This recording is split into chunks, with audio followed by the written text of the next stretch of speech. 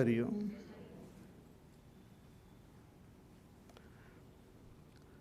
So now we have reached the 6th chapter.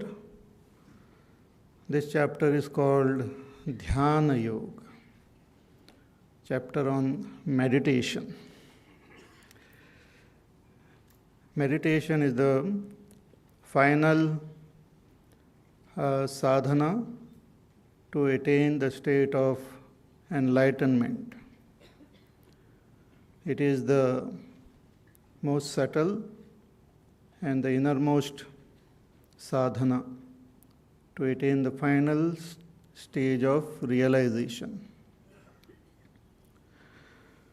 But before we can embark on this path, lot of preparation is necessary, and that is mentioned in the previous chapters. We cannot reach the state of meditation without going through the previous steps.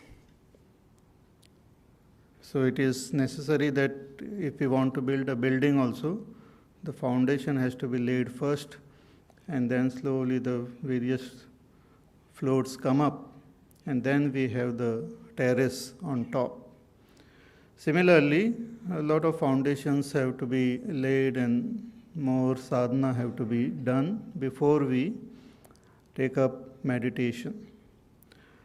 So let us briefly go through the previous chapters and then understand how to arrive at this stage of meditation. So the first chapter is called Arjuna Vishad Yoga, dejection of Arjuna, which is, he represents all of us. So that is the first step in our spiritual journey, when we become aware of our sorrow, when we become aware of our limitation, we become aware of our bondage. As that infinite reality, we are as though confined in this little body and confined in our little world. So when we become intensely aware of this limitation, we experience what we call a spiritual sorrow, pain. So that is represented by Arjuna in the first chapter, and he experienced that sorrow as well as confusion, moha. So moha is the cause for this sorrow.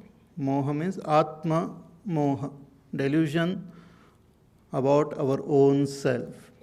Who am I is not clear, therefore we experience sense of limitation and we experience sorrow. That leads to the second chapter, which gives us the solution, and the solution is Sankhya. Sankhya means knowledge. Knowledge about our own self. So the second chapter reveals the real identity of our own self. What is the nature of this Atma is revealed there, which is not born, which doesn't die, which is all pervading, which is the very substratum of this whole world, who is the witness of all the experiences which we have. That Atma, Jnana, is revealed in the second chapter. Apart from that, it also mentioned briefly the other sadhanas like Karma Yoga, Bhakti and all. And it concludes with a description of an enlightened person who is called Sthita Prajna. So becoming Sthita Prajna is our goal, which makes us free from all sorrow and all limitation. But this state of knowledge is attained when we reach the state of samadhi, or state of that meditation, deep meditation, or turiya avastha.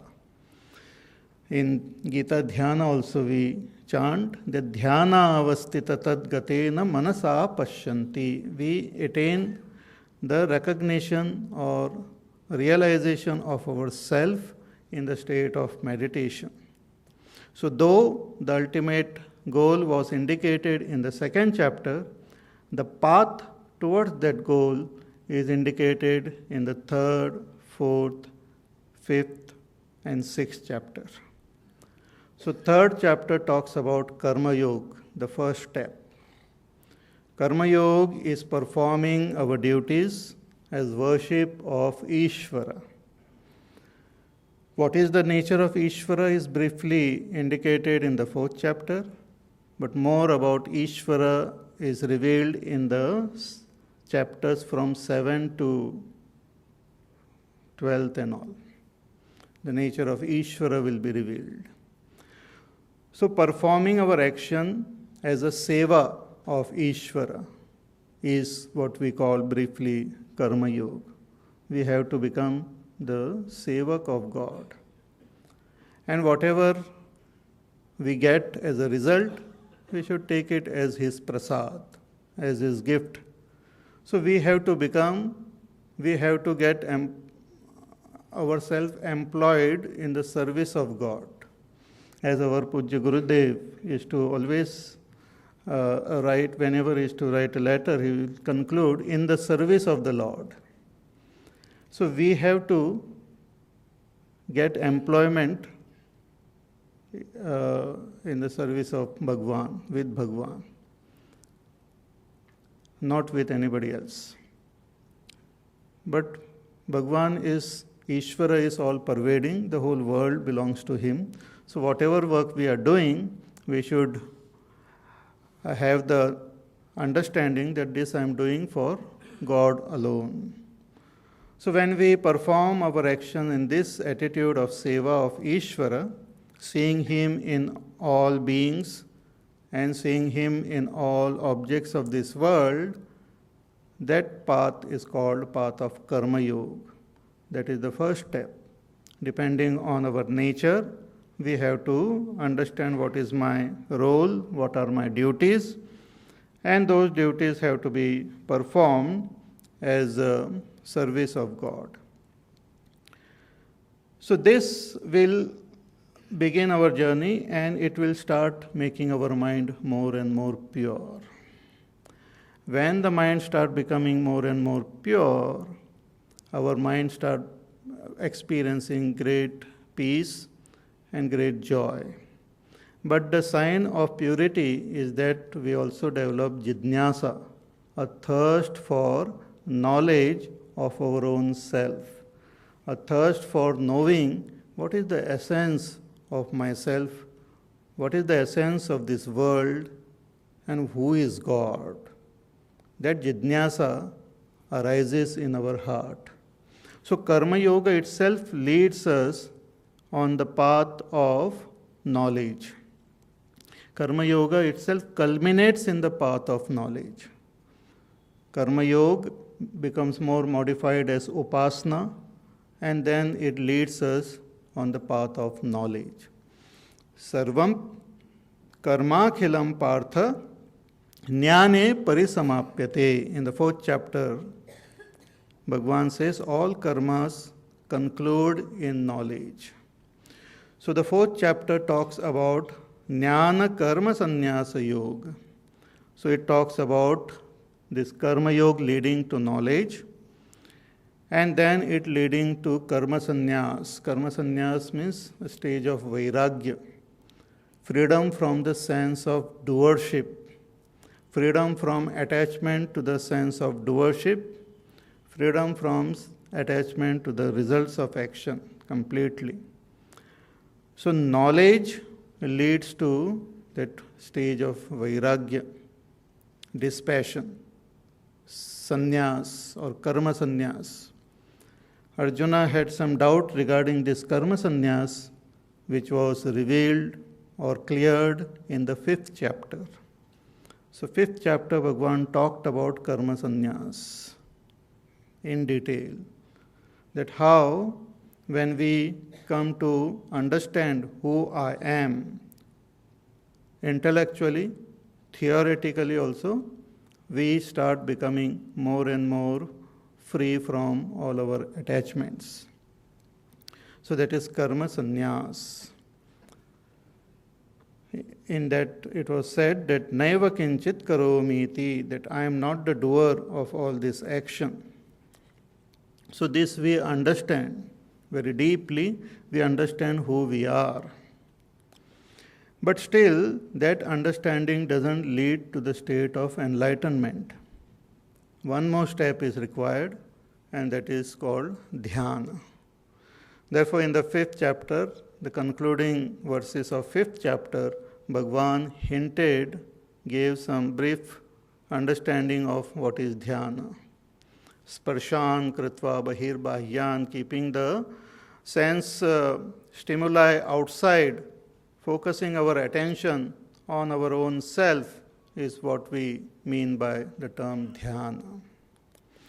So, in order to explain the path in detail, this chapter begins, chapter 6. So, 6th chapter talks about meditation in detail. It talks about what are the preparation required for meditation. It talks about what exactly is the meaning of meditation.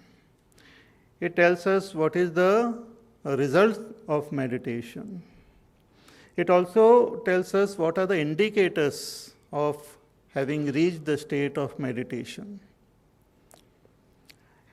It also gives us what we call the vision of one who has reached the state of meditation, how he looks at this world. It also clears some of the doubts which Arjuna gets after listening to this chapter. Arjuna, he gets a doubt that how can we control this mind which is so restless? So Bhagavan clears his doubt. Then again some more doubt about what happens if we die before attaining the ultimate state of realization. That doubt is also cleared, and thus concludes the 6th chapter. So it's the most fascinating and beautiful chapter, because this term meditation and also the process of meditation is very popular in the world. People like meditation. Meditation karwao. Different terms we have for meditation. We think somebody has to do something to me, tickle me from behind. मेरे को meditation करवाओ Swami ji. So different understanding or misunderstandings we have about meditation. If you study this chapter, this is a praman, authority on meditation. Everything, all doubts regarding meditation will become clear. Nothing other than what Bhagavan is saying is meditation. Bhagavan makes it very clear that we have to meditate on our own self.